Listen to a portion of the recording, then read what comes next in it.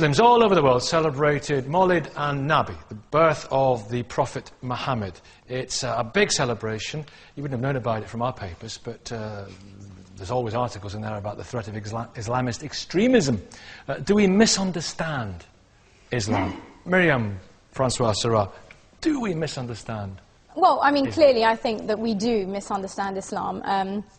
As a convert to the faith, I somewhat sympathise with a lot of the misconceptions that do abound, just because prior to my own investigation of the faith, I had quite a lot of negative perceptions myself.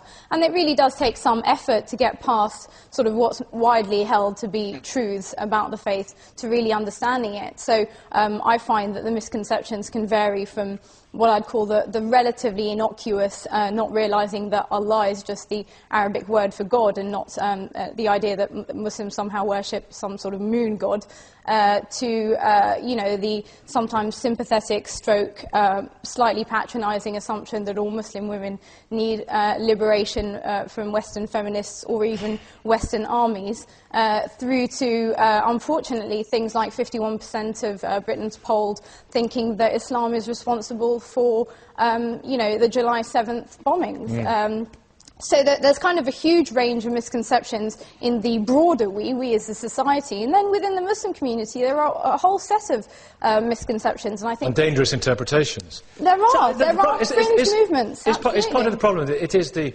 You know, unlike the Bible, it is believed to be absolutely the received word of God to the Prophet Muhammad. And so... And some of the verses seem, to outsiders perhaps, to be pretty... unambiguous. You mentioned women there. Yeah. I mean, if I can just read out a couple on women. Surah 2:223. Your wives are your field. Go in, therefore, to your field as you will. And Surah 4:38. Men are in charge of women because Allah hath made the one of them to excel the other.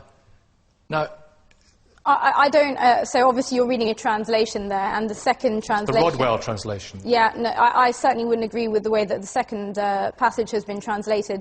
I don't find the first one hugely problematic, but certainly the second one... How would you translate it? Because there are... Well, the second one is men have to provide for women. That's according to Islamic law, that men have to provide financially for women. They are the breadwinners in the family. And so that's the basic agreement. There are basic premises. Now, within the basic premises, there can be variations on that. But that's the basic premise in the family, is that the husband is providing. But when I say sort of patronising, it is assumptions that sort of, you know, women in headscarves, you know, I often get asked the question, you know, does your husband make you wear that? You know, there's never the idea that maybe Muslim women choose to make these decisions for themselves.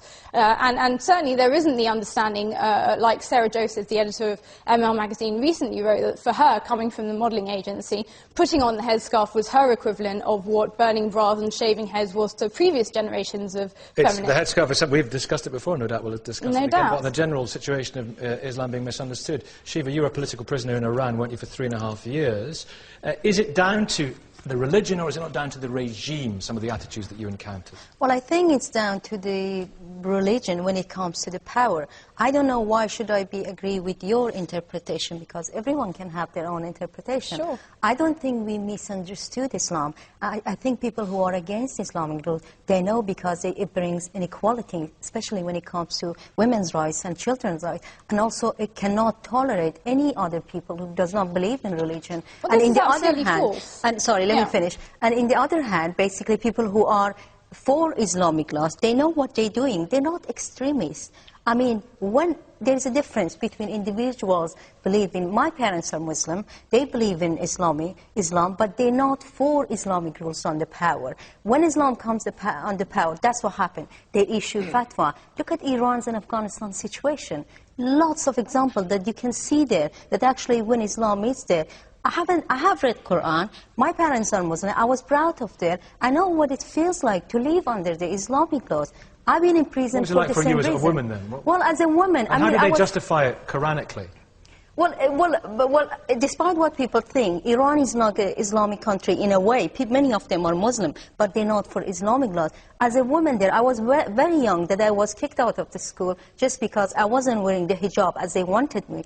It's not just that one. You see your parent, your mom, deprived from getting divorced because they don't get the custody of their children. I haven't seen my mom for 10 years. You know why? Because the government, according to Islamic law, the wife has to have the permission of the husband to get out of the country. This is where differences of opinion come in, and this is the problem, isn't it? We have to be clear here. There is variation within the Muslim community, and there are more extreme interpretations of Islamic law. And I condemn anybody who forces you to wear a headscarf, just as I condemn anyone who forces me to remove it. You cannot assume that everybody holds the Iranian interpretation of Islamic law. It's just not true. Can I say something? There is a difference between you living in Britain, choose to wear hijab, and the law of the country, which is Islam. That's a total different. When you go like this on the street of Tehran, they would shoot you. That's not a choice. I'm sorry. Okay, but you have to understand, I know that you're coming from the Iranian context. I work, for example, on Morocco, and most people don't realise that Morocco is technically an Islamic state. But the state it's technically an Islamic state. Yes, it's technically an Islamic state. It refers to Sharia. Every single law has to be passed through a body of ulama to be passed, and I'm sure many of you have enjoyed sun-spilled holidays on the beach in Morocco and never thought twice about it. But there is variation. You need to acknowledge that. Because there's a great, as usual, there's a disconnect. Islam is not what Muslims do. Why do we judge a religion by its practitioners? There are lots of mad Muslims, just there are lots of mad Christians, Jews and Hindus. I don't judge Christianity on the basis of what George W. Bush did in his 8 years as President of America. I don't see why Islam should be judged on the basis of what some Muslims do. And just to answer your specific question, which is Islam misrepresented in Britain? No doubt about it, and mainly by my colleagues in the misunderstood. Well, it is misunderstood because, unfortunately, my colleagues in the media make sure that's the case. You look at newspaper coverage of Islam today. There was a study done by Cardiff University. 2/3 of stories published about Islam and Muslims between 2000 and 2008 contain the idea that Islam was a threat, backwards, dangerous, or a source of problems. The most common adjectives used about Muslims in the press were extremist, militant, radical, fundamentalist, fanatic. It is open season on Muslims in the press. Journalists can now say things about Muslims that they would never dream of saying about blacks, gays, or Jews, and it is a scandal. Absolutely.